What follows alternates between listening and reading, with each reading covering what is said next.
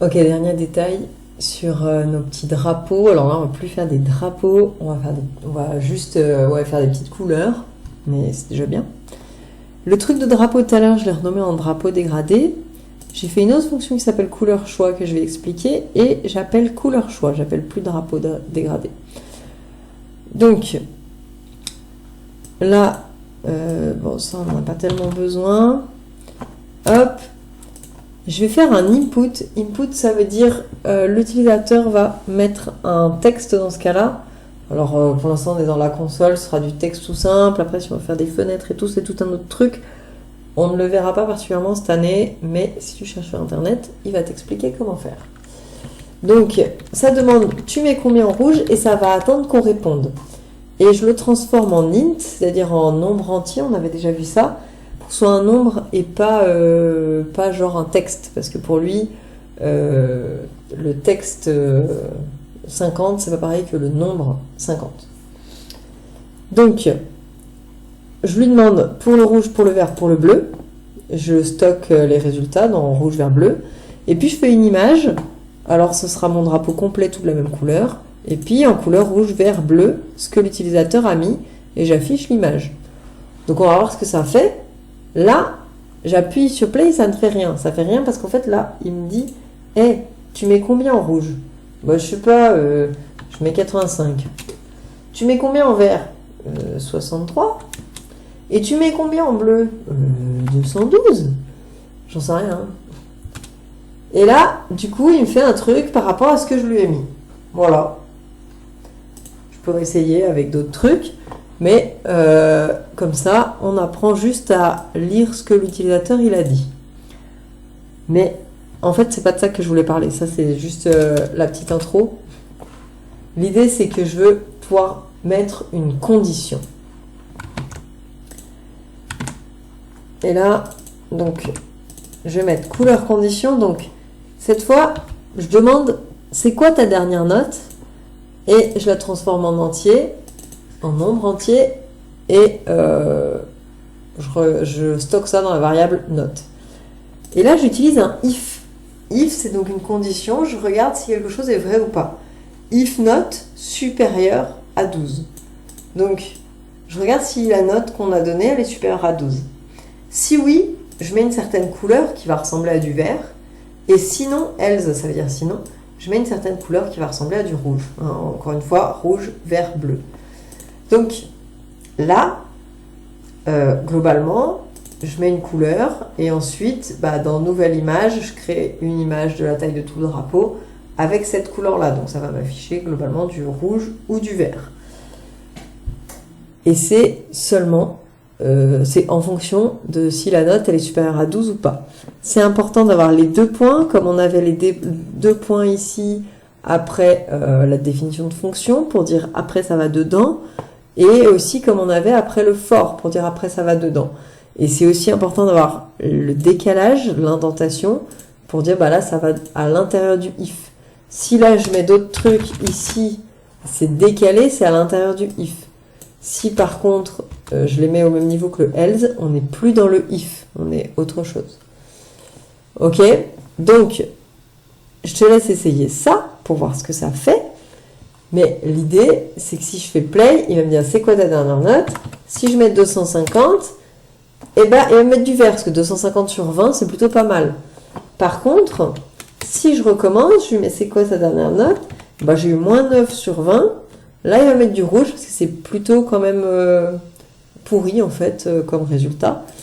Donc normalement, tu n'as ni 250 ni moins 9, mais il peut te dire avec un code couleur s'il est content ou pas.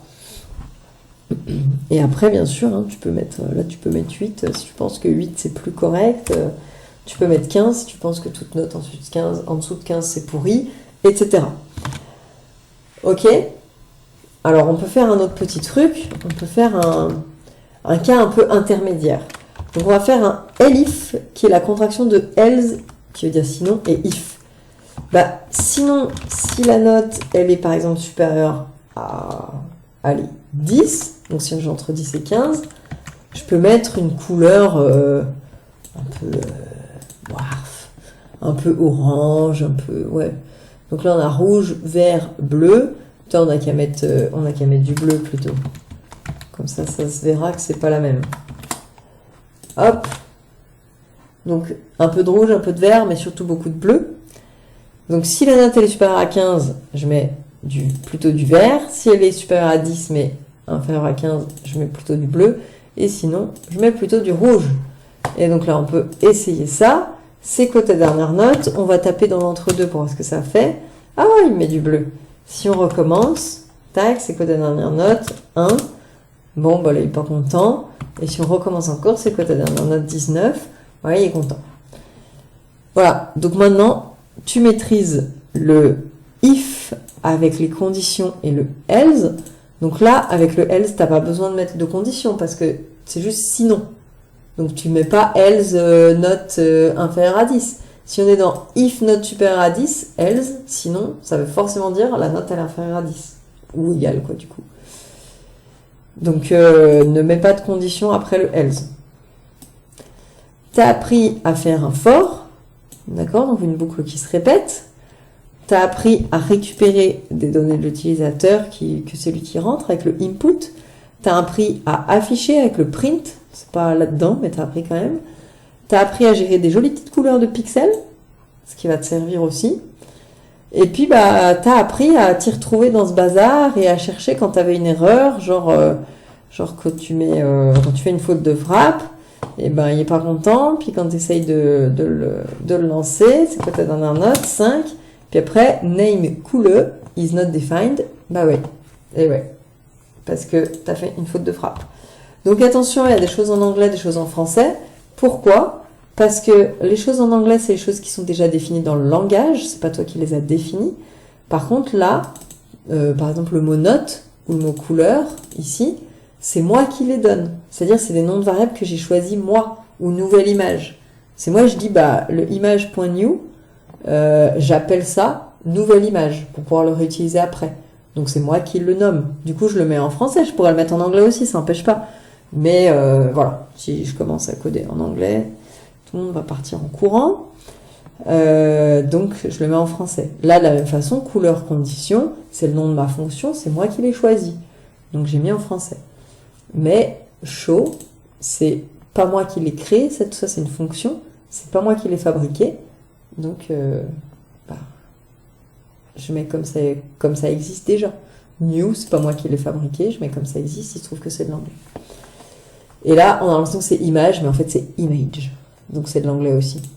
Ça prête à confusion, mais c'est de l'anglais.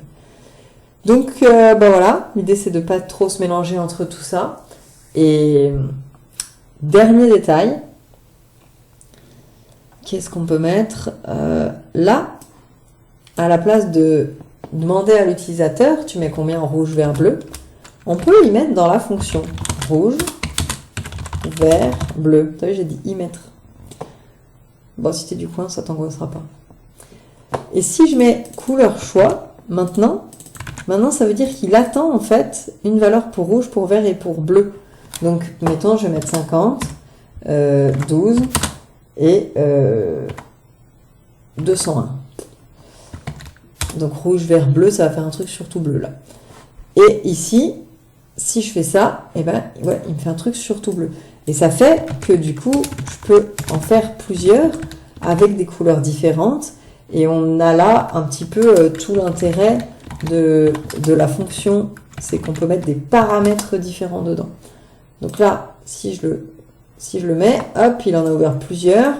Donc il y en a un qui ressemble à du blanc, un peu jaune, c'est mon dernier là, ou avec des grosses valeurs.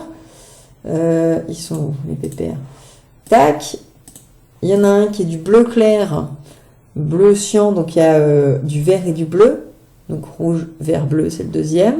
Et puis l'autre, c'est le bleu du début. Donc, on n'a pas encore trop vu cette notion de paramètre, c'est-à-dire je mets des trucs à la fonction et comme ça, elle ne fait pas tout à fait la même chose selon ce que je lui ai balancé. Mais ça va être quelque chose qu'on va utiliser par la suite. Voilà. Tu sais toutes les bases de Python, félicitations. Et ce que tu sais pas, Internet le sait. Amuse-toi bien.